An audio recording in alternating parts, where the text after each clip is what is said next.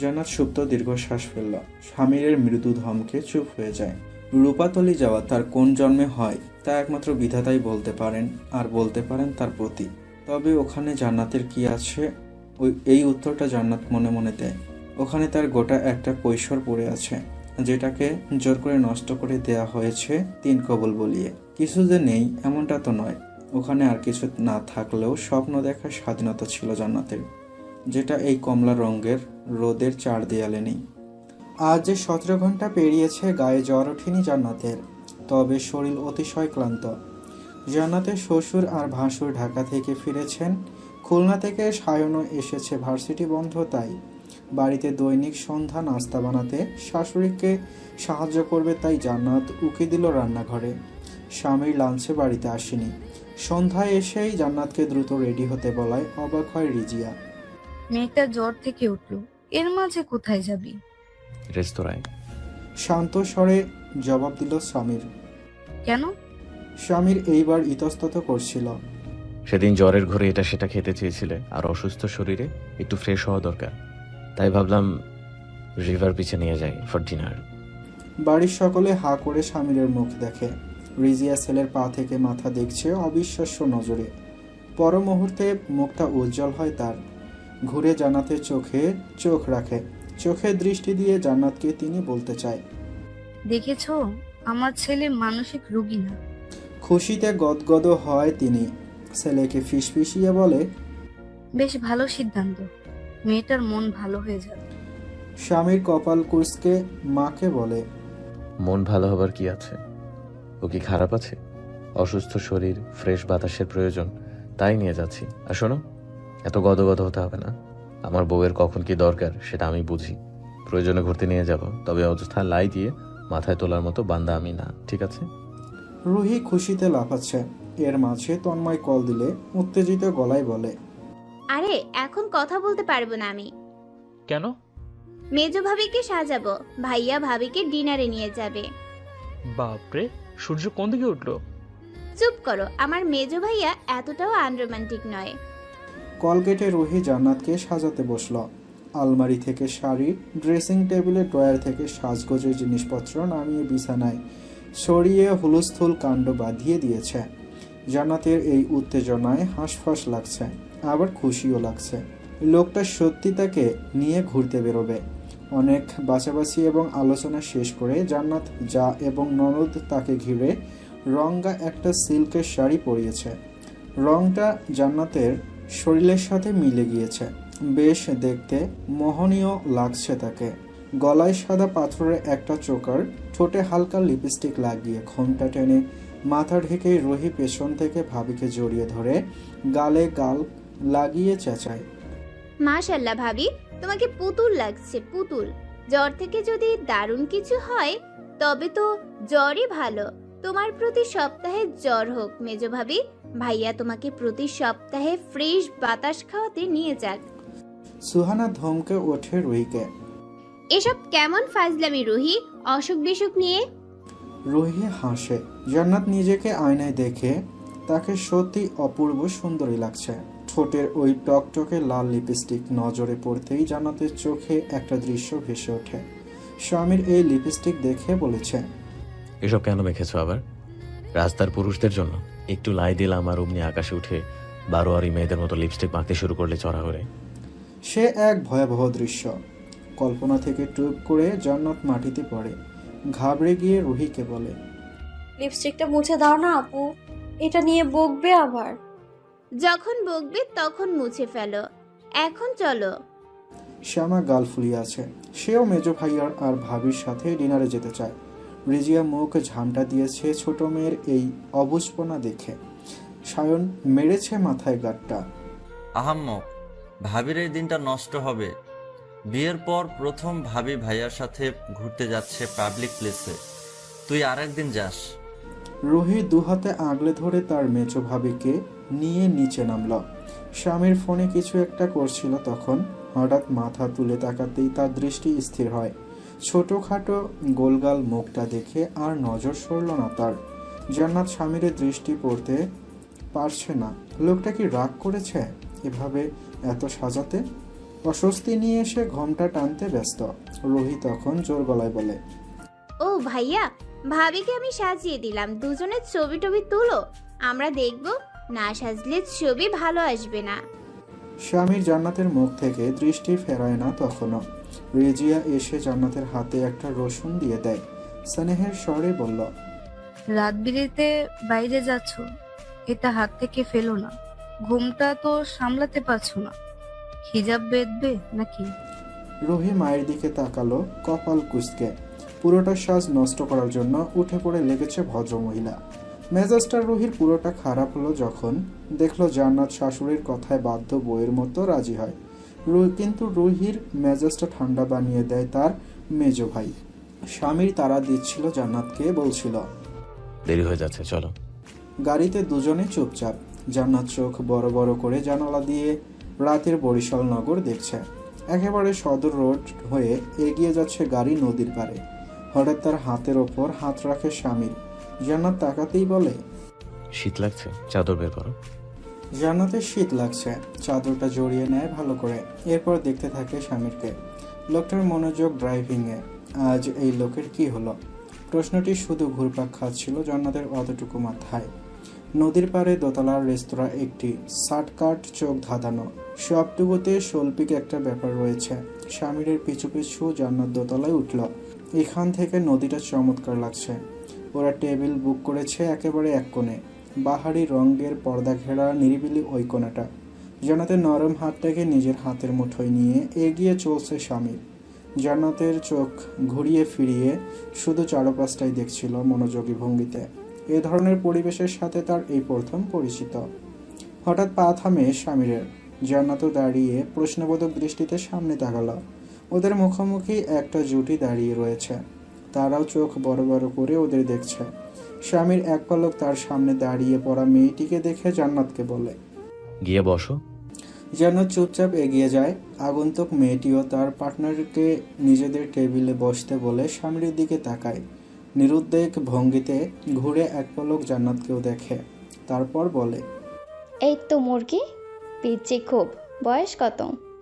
Mind your language. মুরগি বলেছি বলে রাগ দেখাচ্ছ? উপ সরি, তবে মুরগিই তো। স্বামীর এবার দাঁতে দাঁত চেপে বলে, আর ওই বুঝি তোমার বলদ? You are so fast. কেন? তোমরা ছেলেরা ডিভোর্সের 2 মাসের মাথায় মেয়ে জুটিয়ে বিয়ে করতে পারবে, মেয়েরা কি করবে? ডিভোর্সের পরে বিধবার বেশে ঘুরবে, ইদ্যত পালন করবে। না না, তা কেন? তা তোমার এই বলদ মানতে পারে তুমি সপ্তাহে 6 দিন নাইট ডিউটি করো? সে আমাকে বোঝে, সে ভদ্রলোক, শিক্ষিত। Glad to know that. আমি অত শিক্ষিত নই। By the way, she is Jannatul, my wife. একটু পিচ্ছি। মেয়েটি আরও এক পলক জান্নাতকে দেখে মুখ ভেংসিয়ে স্বামীরকে পাশ কাটিয়ে চলে যায়। স্বামীর অস্ফুটে একটা গালি দিয়ে সোজা গিয়ে বসে পড়ে জান্নাতুলের পাশে। জান্নাতুল এতক্ষণ স্বামীর আর মেয়েটাকেই দেখছিল। স্বামীর গিয়ে পাশে বসতেই বলল, কে উনি? গভীর মনোযোগে মেনু কার্ড দেখছিল স্বামীর। চোখ না তুলেই জবাব দেয়, ও ফারিন, তুমি জানো ওকে জান্নাতুল? জান্নাত আবারও তাকায় দূরে একটা টেবিলে অন্য একটি ছেলের সাথে বসে থাকা মেয়েটির দিকে। আচমকা মনটা হু হু করে ওঠে জান্নাতের। এই মেয়েটা তার স্বামীর সাথে ঘনিষ্ঠ হয়েছে। তাকে যেভাবে স্বামীর ছোঁয়, এই মেয়েটাকেও ওভাবে একদিন ছুঁয়েছে। এগুলো ভেবে ভেবে একা একাই অতটুকু মনটা কাঁদতে থাকে তার। বিয়ের সময় এসব নিয়ে ভাবেনি, অথবা এই জটিল বিষয় নিয়ে ভাবার মতো মানসিকতা তার তৈরি হয়নি তখন। তবে আজ হঠাৎ মন খারাপ হয়। কিন্তু ডিভোর্সি পুরুষ তো সে জানেই বিয়ে করেছে, এখন এসব নিয়ে ভেবে কি হবে? জান্নাত নিজেকে নিজে বোঝায়। আর খাবার আসে পৌনে 1 ঘন্টায়। ততক্ষণ জান্নাত আর স্বামীর নদী দেখছে। নদী দেখার নামে স্বামীর তার বায়ার্সদের সাথে কথা বলছে ফোনে, জান্নাতের কাঁধে হাত রেখে। আর জান্নাত ঘাড় ঘুরিয়ে ঘুরিয়ে ফারিনকে দেখছে। মেয়েটা সুন্দরী। আচ্ছা, স্বামীর কি এখনো ওই মেয়েটার কথা মনে করে? এসব ভেবে ভেবে জান্নাতের মাথা খারাপ হচ্ছে। আজ এখানে না আসলেই বুঝি তার ভালো হতো। খাবার সামনে নিয়ে বসে থাকতে দেখে স্বামীর বলল, কি হয়েছে? সবসময় তো এখানে যাবো ওখানে যাবো করো, আজ তো ঘুরতে এলে, ভালো লাগছে না? ওয়াশরুমে যাব। ওদিকটা যাও। জান্নাত একটু হালকা হতে ওয়াশরুমে যায়।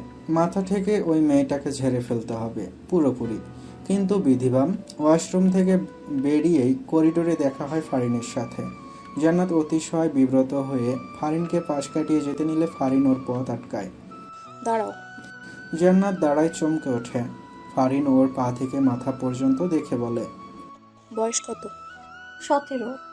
ফারিন তাচ্ছিল্যর হাসি হাসে। 17? কোন ক্লাস? এসএসসি 2023। এখন কোন কলেজে পড়ছো? পড়ছি না। কেন? জান্নাত কথা বলে না। ফারিন এবার হেসে ফেলে, পরপর হাসি থামিয়ে রেগে ফেটে পড়ে। ওই উন্মাদটা তোমার পড়াশোনা থামিয়ে দিয়েছে তাই না?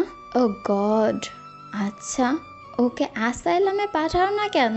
মাই গুডনেস, ওর থেকে ছুটে এসেছি আমি, নইলে লাইফটা আমার শেষ হয়ে যেত। জান্নাত বিব্রত স্বরে বলে। আপনি পথ ছাড়ুন আমার। ফারিন ছাড়ে না। তার কৌতূহলী নজরে জান্নাতকে খুঁটিয়ে খুঁটিয়ে দেখে বলে ওঠে, নিশ্চয়ই গ্রামের মেয়ে। জি। সিসেল হাসলো ফারিন। ঠিকই ধরেছি। অ্যাজ ইউজুয়াল গ্রামের মেয়েদের মেরুদণ্ড থাকে না। কুমারী হয়েও ডিভোর্সি পুরুষের বিয়ে করে নির্দ্বিধায়। বড়লোক পেলেই হলো আর কি।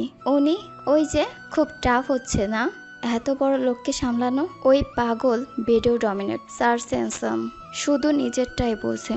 আফসোস তোমার জন্য। জান্নাতের মনে হচ্ছিল সে কেঁদেই ফেলবে। ঠিক তখন ওই স্বামীর আসে। ফারিনকে দেখে ধমকে বলে, কি করছো তুমি ওর সাথে? ফারিন হাসে, পরপর তাচ্ছিল্যের স্বরে বলে, তোমার বউকে দেখছিলাম, অসুস্থ লাগছে তোমার বউকে। বাচ্চা হবে নাকি? আমার কাছে নিয়ে এসো তবে। আমি চেম্বার নিয়ে বসছি পপুলার গাইনোলজি ফারিন রহমান, তোমার বউকে দেখে দিব। পড়শি এসেছে রূপতলি থেকে। পড়শিকে নিয়ে এসেছে জান্নাতের বাবা মহসিন। তিনি এসেছিলেন জান্নাতের অসুখ দেখতে।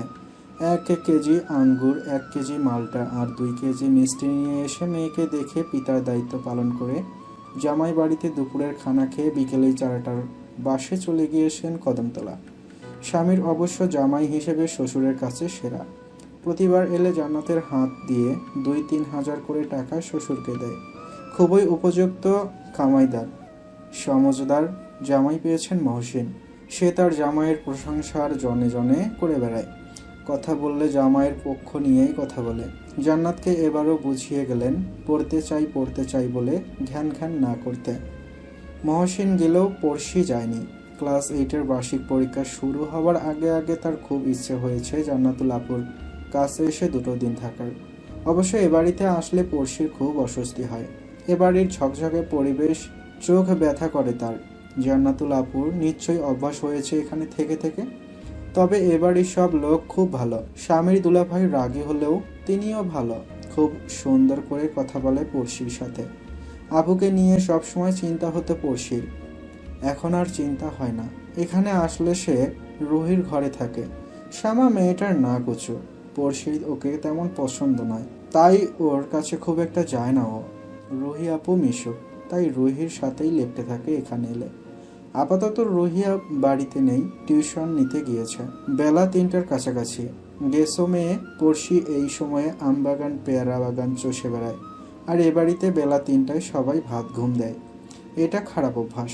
বাড়িটা এখন ফাঁকা মনে হচ্ছে, যে যার ঘরের দৌড় লাগিয়ে ঘুমাচ্ছে। পড়শির একঘেরামি লাগছিল, তাই হেঁটে জান্নাতের ঘরের দিকে গিয়ে দেখে ঘরের দরজা বন্ধ। দুলাভাই আছে ভেতরে, তাই পড়শি আর নক করলো না। হেঁটে সোজা চলে গেল ছাদে। সায়ন পড়শিকে দেখতে পেয়ে হাত থেকে সিগারেট ফেলে জুতা দিয়ে পিষে দাঁড়িয়ে রইল। পড়শি দুলাভাইয়ের এই ভাইয়ের সামনে খুব একটা যায় না, তার বিশেষ কিছু কারণ রয়েছে। সায়নকে ওভাবে ওখানে দেখে পড়শি মাথায় ওড়না টেনে নিয়ে ঘুরে দাঁড়ালো। পেছন থেকে ভারী স্বরে বলে ওঠে, হেই সুইটি। আমি সুইটি নই, পড়শি। নিচু স্বরে তৎক্ষণাৎ জবাব দেয়। হাসে সায়ন, কিছুক্ষণ হেসে বলে, ওহ পাড়াপড়শি, তা এদিকে তাকাও পিচ্ছি। পড়শি ঘুরে সায়নের দিকে তাকায়। দুলাভাইয়ের এই ভাইটাও দুলাভাইয়ের মতো লম্বা, তবে চুলগুলো ঝাঁকড়া। চোখে কালো মোটা ফ্রেমের চশমা। চেহারার গড়ন কিছুটা দুলাভাইয়ের মতোই। দুলাভাইয়ের চুল ট্রিম করে ছাটা, নয়তো পাশাপাশি দুলাভাইকে একই রকম লাগতো। সায়ন পা থেকে মাথা পড়শিকে দেখে বলে, সেই বিয়ের সময় দেখেছি তোমাকে। কিসে পড়ো পিচ্ছি? ক্লাস 8। রুল কত? 6। বাহ, বেশ ভালো। কোন সাবজেক্ট বেশি পছন্দ? অঙ্ক। দারুণ। আচ্ছা, একটা কথা বলো, তুমি মেজ ভাবির মামাতো বোন তাই না? জি। তবে চেহারা এত সেম টু সেম কি করে? মনে হয় আপন বোন। জানি না। সায়ন হাসে, হাসি থামিয়ে বলে, আচ্ছা, ছাদে এসেছিলে কেন পিচ্ছি? হাঁটতে। হাঁটবে? আচ্ছা হাঁটো, আমি যাই। সায়ন চলে যায়। যাওয়ার আগে বলে, আসার সময় দরজা লক করে এসো সুইটি। আমি সুইটি নই, পড়শি। আবারও নিচু স্বরে তৎক্ষণাৎ জবাব দেয় পড়শি। সায়ন এবারও হাসে। ওহ, ওকে। পড়শি, সুন্দর নাম। কে রেখেছে? জানি না। সায়ন চলে যাওয়ার পরে পড়শি ছাদে কিছুক্ষণ হাঁটাহাঁটি করে। ছাদে ছড়িয়ে ছিটিয়ে পড়ে আছে 12টা সিগারেটের টুকরো। এগুলো ওই সায়ন বলে লোকটা খেয়েছে। আপুর কাছে পড়শি শুনেছে এবারই সব ছেলে প্রচুর সিগারেট খায়। আসরের আজান দিলে পড়শি ছাদ থেকে নেমে সোজা হেঁটে জান্নাতের ঘরে গিয়ে দেখতে পায় দরজা খোলা। স্বামীর জান্নাত উঠেছে। স্বামীর এখন অফিসে যাবে। পড়শি দরজার বাইরে দাঁড়িয়ে বলে, আসবো দুলা ভাই? গলায় টাই বাঁধতে বাঁধতে স্বামীর সামান্য হেসে বলে, এসো। পড়শি ভেতরে ঢোকে। জান্নাত আসরের নামাজ আদায় করে উঠেছে। পড়শিকে দেখে বলে, পায়েস খাবি এখন? দুপুরে তো খেলি না। সন্ধ্যায় খাবো আপু। হাতে ফোন তুলে নিয়ে স্বামীর জান্নাতকে বলে, আজ আসতে একটু দেরি হবে জান্নাতুল, অনেক রাত হবে। পড়শির কিছু লাগলে আমাকে ফোন করো। জান্নাত মাথা নাড়ায়। পড়শি জান্নাতের বেলকনিতে ঢুকে ফুল গাছ দেখছিল। সেই ফাঁকে স্বামীর জান্নাতকে চুমুখে ওর কানে ফিসফিসিয়ে বলে, একটু রাত হবে, ঘুমিয়ে পড়ো না আবার। জান্নাত মাথা নিচু করে সামান্য হাসে।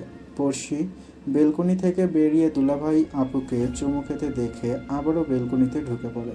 স্বামী চলে গেলে পড়শি মজার ছলে বলে ওঠে, আমি কিছু দেখিনি কিন্তু। পেকেছিস পড়শি, আয় এখানে বস। পড়শি বসে। জান্নাত পড়শির মাথায় তেল লাগিয়ে দিতে দিতে বলল, মামি ফোন করছে, কথা বলবি? না। না কেন? মাথা খারাপ করে দেয় আপু, ভালো লাগে না এত কথা বলতে। জান্নাত হাসে, বলে, মামি একটু বেশি কথা বলে। শুধু বেশি কথা বলে। কি বলে জানো? সাজিসনি কেন? জামাইয়ের ভাই বোনদের সামনে গিয়ে নাচিসনি কেন? সায়নের সামনে যাবি, গল্প করবি। মা পুরো পাগল আপু। জান্নাত অবাক হয়ে পড়শিকে ঘুরিয়ে ওর মুখের দিকে তাকিয়ে বলে, ছোট দাদার সাথে গল্প করতে বলে কেন?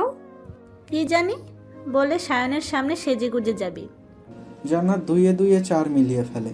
মামি তাকে একবার বলেছিল, তোর দেবরের বিয়ের কথা তুললে আমগো পশরির কথা বলিস জামাইয়ের লোকে, জান্নাতুল। ঘন ঘন মাথা নাড়ায়। পড়শির চুল বেনি করতে করতে জান্নাত বিড়বিড় করে, সাজতে হবে না, এবারের ছেলের বউ হতে হবে না তোকে, পড়াশোনা কর। কিছু বললে আপু? না, চল উঠ, আমি রান্নাঘরে যাবো। আর শোন, ছোট দাদার সামনে যাবি না সহজে, মাথায় কাপড় দে। একটা বড় দুর্ঘটনা ঘটেছে। চৌধুরী বাড়ির পরিবেশ থমথমে। জমির মামলার রায় দিয়েছে, জিতেছে হামলাদার বাড়ির লোক। ওই ব্যারিকেড দেয়া 1% জমি তাদের। জজ রায় দিয়েছে 45 লক্ষ টাকার জমি হাতছাড়া হয়ে যাওয়ায় শোক চারটিখানি কথা নয়। চৌধুরী বাড়ির পুরুষগুলোর মন মেজাজ ঠিক নেই। ফুলে ফেপে এমন অবস্থা হয়েছে, ক্ষোভ যে কেউ একটু খোঁচা দিলেই ধুমধুমার লেগে যাবে। এই থমথমে পরিবেশে পড়শির ভালো লাগছে না। নিচতলায় স্বামীর রাজন আর সারাফাত ফোনে উকিলের সাথে কথা বলছে। ডাইনিং রুমে পড়শি ভাত খাচ্ছিল রাতের, তাকে বেড়ে খাওয়াচ্ছে সুহানা। রিজিয়া আর জান্নাত রান্নাঘরে। রিজিয়া দুধ গরম করছে, জান্নাত চা বানাচ্ছে স্বামীর জন্য। সায়ন এসে পড়শির পাশে চেয়ার টেনে বসল। সে তখনও খায়নি। লোকটাকে দেখেই পড়শি দ্রুত মাথায় কাপড় টানল ওড়না দিয়ে। সায়ন ওকে দেখে হেসে বলে, যত বড় মুখ নয় তত বড় ঘোমটা। রিজিয়াও হাসে, বলে, এভাবে মেঝো বউয়ের মতো ভারী মিষ্টি মেয়ে। সায়ন দুষ্টমি করে পড়শির ঘোমটা নামিয়ে দিয়ে বলে, তুমি খুব পিচ্ছি সুইটি, আমার সামনে ঘোমটা দিতে হবে না। পিচ্ছি পিচ্চির মতো থাকো। আমি সুইটি নই, পড়শি। আবারও মেয়েটার বাচ্চা মতো হেসে ওঠে সায়ন। জান্নাত ওদের দেখছে। সায়ন দুষ্টমি করে রিজিয়াকে বলে, কি বললে মা? মেজো ভাবির মতো? তা একে তোমার ছোট বউ বানিয়ে আনি, কি বলো? ভাইয়ের মতো বাল্যবিবাহ করি? সুহানা আর রিজিয়া হেসে ফেলে। পড়শি ফ্যাকাশে মুখ করে জান্নাতের দিকে তাকাতেই জান্নাত বলে, মজা করছে। পড়শি খেয়ে উঠে যায় দোতলায়। তার গোছগাছ করতে হবে। আগামীকাল খুব সকালে সে রওনা দেবে রূপাতলি। রিজিয়া সায়নকে বলে, তোর বাবা আর ভাইদের মুড ঠিক হয়েছে? না, দেখলাম উকিলকে যা নয় তাই বলে গালাগালি করছে। রিজিয়া এবার চিন্তিত ভঙ্গিতে জান্নাতের দিকে তাকায়, নরম গলায় বলে, আজ মেজাজ খুব একটা ঠিক নেই, বুঝতেই পারছো। উল্টোপাল্টা কিছু করো না, কেমন? সায়ন মায়ের কথা শুনে হাসে, বিদ্রূপ করে বলে, ভাবি তো কিছু করার সুযোগই পায় না। স্বামীরের মেজাজের প্রথম শিকার হয় শ্যামা। পড়াশোনা রেখে নেটফ্লিক্সে রোমান্টিক সিরিজ দেখছিল, দেখে চড় খেয়েছে স্বামীরের হাতে। নায়কটা যখন নায়িকার ঠোঁটে গাঢ় চুমু খাচ্ছিল, ঠিক তখনই নজরে পড়েছে স্বামীরের। দোতলায় উঠেই শ্যামাকে প্রথম চড় মেরে কিছুক্ষণ ওর ওপর চেঁচামেচি করে ঘরে ঢোকে। জান্নাত গিয়ে শ্যামাকে ধরে, মাথায় হাত বুলিয়ে বলে, কাঁদে না শ্যামা? ভাইয়া হাওলাদার বাড়ির উপর রাগ আমার উপর ছাড়লো ভাবি। কাঁদতে কাঁদতে হাঁপাতে হাঁপাতে শ্যামা বলে, নাক বেয়ে সর্দি ঝরছে তার। রুহি ফোন নিয়ে ঘরে ঢুকে সোজা বেলকুনিতে চলে যায়। তন্ময় কলটা রিসিভ করেই বলে, ওদিকের অবস্থা কি? সবার মাথায় খুব রাগ, শ্যামাকে মারলো ভাইয়া। তন্ময় কিছুক্ষণ চুপ করে থেকে বলে, এত মেজাজ গরম করার কি আছে বুঝি না। আরে চৌধুরী বাড়ির মেয়ে হাওলাদার বাড়ির বউ হলে তো মিলেমিশে জমিটা ভোগদখল করা যাবে, সিম্পল। এক কাজ করি, আমি কালই প্রস্তাব নিয়ে আসি। রুহির ভালো লাগছিল না তন্ময়ের ফাজলামি। সে কলটা কেটে দিয়ে পড়শির পাশে গিয়ে শুয়ে পড়ে। বারান্দায় তখন সায়নের গলা শোনা যায়, তাকে যেন ফোনে বলছে, প্লিজ জান, কল কেটো না। বললাম তো ফোনটা সাইলেন্ট করা ছিল, সরি। পড়শি মুখে ওড়না চেপে হাসে সেসব শুনে। স্বামীরের রাগে দ্বিতীয় শিকার ছিল জান্নাত। শ্যামাকে ঠান্ডা করে ওর চুল বেঁধে দিয়ে জান্নাতের ঘরে ঢুকতে দেরি হয়। স্বামীর চেঁচিয়ে ওঠে, কোন চুলায় ঢুকে বসেছিলে? রাত 11টা বাজে, ঘরে আসতে মন চায় না নাকি? শ্যামার কাছে ছিলাম, কাজ ছিল। ভয়ে ভয়ে জবাব দিয়ে দ্রুত বিছানা ঠিক করে পিল খেয়ে শুয়ে পড়ে জান্নাত। স্বামীর একের পর এক সিগারেট শেষ করে বেলকনিতে দাঁড়িয়ে। মাথাটা ঠান্ডা হচ্ছিল না তার। 45 লক্ষ টাকা মুখের কথা না। রাগে কিছুক্ষণ নিজের চুল টানলো, তারপর এসে শুয়ে পড়লো জান্নাতের পাশে। জান্নাতকে ঘুরিয়ে নিয়ে তাড়াহুড়ো লাগিয়েছে, কাছে টানলো আজ। মাথাটা একটু হালকা করতে হবে। জান্নাতের অস্বস্তি হচ্ছিল, তবে বাধা দেওয়ার সাহস পেল না। লোকটার মেজাজ ঠিক নেই আজ। আতঙ্কে নিশ্চুপ হয়ে রইল পুরোটা সময়। স্বামীর জান্নাতের ব্লাউজের বোতাম টানাটানি করে খুলতে না পেরে বিরক্ত হয়ে রেগে মেগে বলল, দ্যাট একটু সাহায্য তো করতে পারো, সব শিখিয়ে দিতে হয়? ননসেন্স। টানাটানিতে বোতামটাই ছিঁড়ে ফেলল। তৎক্ষণাৎ জান্নাতের চোখে পানি এলো। আলগোছে মুছেও নিল এক হাতে। সকালবেলা চিৎকার চেঁচামেচিতে ঘুম ভাঙল জান্নাতের। ধরফড়িয়ে উঠে বসে দেখে স্বামীর পাশে নেই। ঘড়িতে সময় দেখে সকাল 9টা। এতবেলা অবধি ঘুমিয়েছে সে। ফজরের নামাজ পড়া হয়নি। নিজেকে নিজে বকা দিয়ে জান্নাত দ্রুত গোসল সেরে ভেজা চুল ঘোমটার নিচে ঢেকে ঘর থেকে বেরোয়। পড়শির সাথে দোতলার করিডোরে দেখা হলে পড়শি বলে, আপু, মাইমা যেতে দিচ্ছেন না, আজ বিকেলে কিন্তু আমি যাবই। পড়শি কিসের শব্দ? এত তোর দুলাভাই কাউকে বকছে?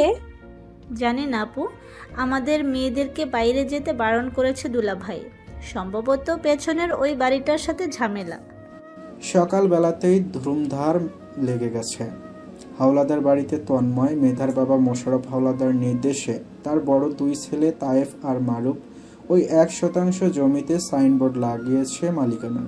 শুধু তাই নয়, কোথা থেকে ঢোল জোগাড় করে বাজাচ্ছে। এলাকায় মাইকিং করে ঘোষণা করছে শুধুমাত্র স্বামীদের খোঁজাতে। স্বামীর স্থির হয়ে থাকতে পারেনি। তীব্র ক্রোধ নিয়ে বাইরে গিয়ে গালি দিয়ে তায়েফ আর মারুফকে। ব্যাস, অমনি ঝামেলা লেগে গেল। মেয়েরা কেউ ঘর থেকে বেরোয়নি। সবাই দোতলায় গিয়ে বারান্দা থেকে দেখছে পুরুষদের ঝগড়া। মাঝখানে কাঁটাতারের বেড়া, দুপাশে 2 বাড়ির লোক। জান্নাত গিয়ে আশেপাশে চোখ বুলিয়ে মেধাকে খুঁজছে। মেধা আপু তার এনজিওর কাজে ঢাকা গিয়েছিল শুনেছে, ফেরেনি সম্ভবত। শারাফাত তর্ক করছে মোশাররফের সাথে, তায়েফের সাথে রাজন, আর স্বামীর তর্ক করছে মারুফের সাথে। চেঁচামেচিতে অন্য সবার কথা স্পষ্ট না শোনা গেলেও স্বামীর আর মারুফের তর্কাতর্কি শোনা যাচ্ছে। স্বামীর বলছে, সাহস থাকলে কাঁটাতারের এপাশে এসে কথা বলো। মারুফ বলছে, তোর সাহস থাকলে তুই আয়। দুই পক্ষ থেকে সায়ন আর তন্ময় সবাইকে থামানোর চেষ্টা করছে, তবে কেউ থামছে না। জান্নাত শাশুড়ির পাশে গিয়ে দাঁড়ায়, মুখটা মলিন করে বলে, মারামারি করবে না তো আম্মা? জানি না বৌমা, আমার ভালো লাগছে না আর। সোহানা গিয়েছিল রাজনকে বোঝাতে, সেও ধমক খেয়ে ঘরে এসেছে। রুহি অবস্থা বেগতিক দেখে ফোন নিয়ে ছুটে যায় আড়ালে, কল করে তন্ময়কে। তন্ময় রুহির কল পেয়ে আড়ালে গিয়ে কলটা রিসিভ করে বলে, এখন ফোন দিচ্ছ কেন? আচ্ছা, তোমার বাবা ভাইয়েরা এত টক্সিক কেন তন্ময়? মামলায় জিতেছে ভালো কথা, এত উৎসব করতে হবে কেন? শুধুমাত্র আমার পরিবারকে জ্বালানোর জন্য? এখন এসব বলার সময় রুহি?